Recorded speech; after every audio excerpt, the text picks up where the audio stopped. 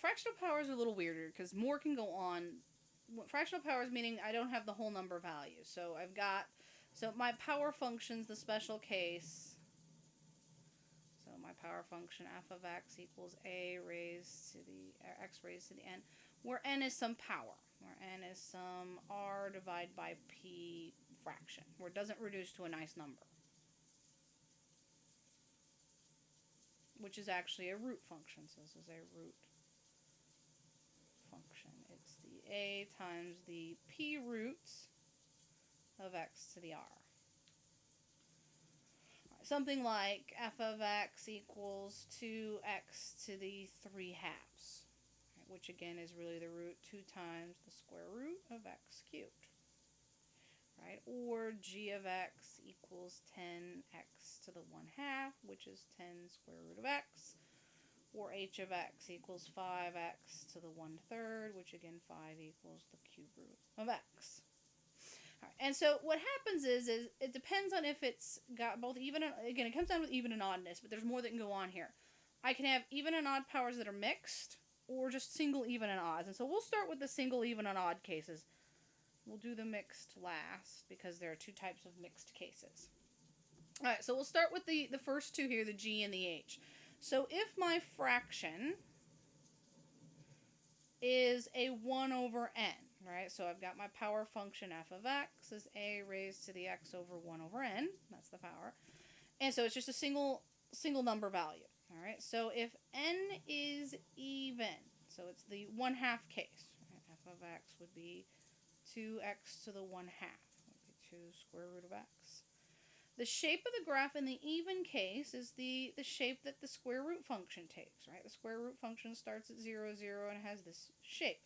So a similar thing if you graphed, 3x to the 1/4, right? It would have a similar shape as that. Actually be a little quicker as flattening it out. X to the 1/6 would have a simpler shape. X to the 1/8, and so on, would have this type of shape. So if it's a fraction and it's even, that's the shape that it has. If it's the fraction 1 over n and it's odd, right, so f of x is a x to the 1 over n, but n is odd, so it'd be something like 2x to the 1/3, which is 2 times the cube root of x, a cube root function. The shape of the graph is the following. So if it's an odd root, it's just a single odd root, it has this shape. It comes up, it flattens out at the origin, and so it has sort of a sideways S shape. It does go through the origin 0, 0, but it has this sort of flat S shape. And if you graphed, x to the 1/5, it would have the same shape, or x to the 1/7, or x to the 1/11. All right, what happens? It just comes into that 0, 0 a little steeper. All right, but it has basically this shape. Right, that's the shape. So again, if those are my singular cases, if it's just a single 1 over an even number, it has this shape. If it's a single 1 over an odd number, it has this shape. Where it gets trickier is the mixed cases. All right, so if I've got mixed, then again, I don't think I have myself enough room here, so I'm going to give myself a little more room, because there are two types of mixed cases. And really, it's why be glad that you have a graphing calculator and you don't have to do this in old times.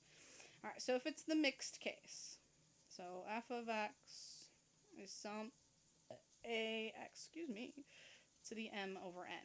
All right, so some fractional power. And so one of them is even and one of them is odd. So if it's the case where it's like not a, let's do an actual number, 2x to the 3 halves. All right, or 2 square root of x cubed. So it's odd on the top and even on the bottom. So again, the easiest thing to do is probably just graph that. Take 2x raised to the 3 halves and graph it on your calculator. All right, well, in this case, what you get is the parabola shape, but opening like this. There's my y-axis, there's my x-axis. And the same is going to be true for any of those. If I have f of x to the 5/4, right? If you type in 2x to the 5/4, same thing is going to happen. It's going to be this shape. And so if m is odd divided by n even, in power, it's this shape. This shape comes out. Right? The higher the power, that kind of gets a little straighter, but it still kind of curves up. All right, if you're mixed, then it's the other way around.